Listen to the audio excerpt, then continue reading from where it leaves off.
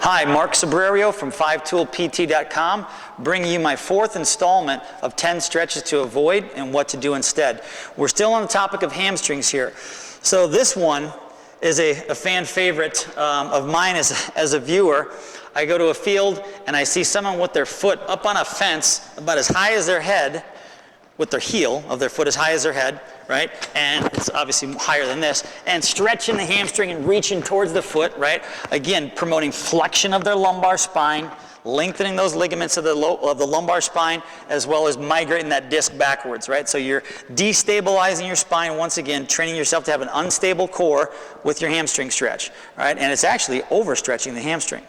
So, what to do instead? We say as a maximum mid-thigh height, which this chair is as high as it should be, right? My mid-thigh, right? I can put my heel on this. It could be a bench, it could be a bleacher, it could be a picnic table, whatever it is that you want to use at the field, all right?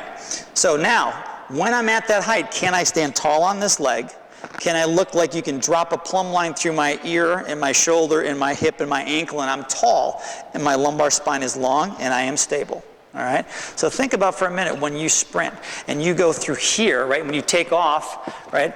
You're lower, your angle of your trunk is lower, and then once you get running towards maximal speed, you will become more upright. But think of the cycle of the leg when you go through hip flexion to knee extension. How high does that leg actually get? Doesn't get any higher than that. So why would you want to stretch any higher? All right, so we put the heel here. As long as we can get tall, again, that's good for me. May have to be lower for you. So tall, wiggle back and forth. Wiggle, wiggle, wiggle, like this way, back and forth.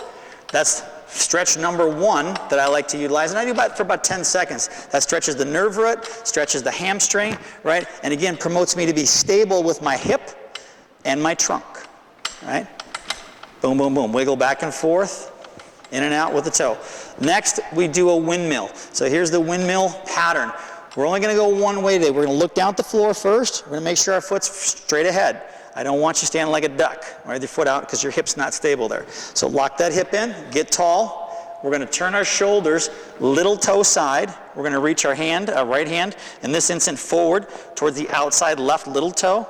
And I'm going to reach back with my left hand, getting a scap pinch on my left, and just a gentle reach. Now, did I break posture?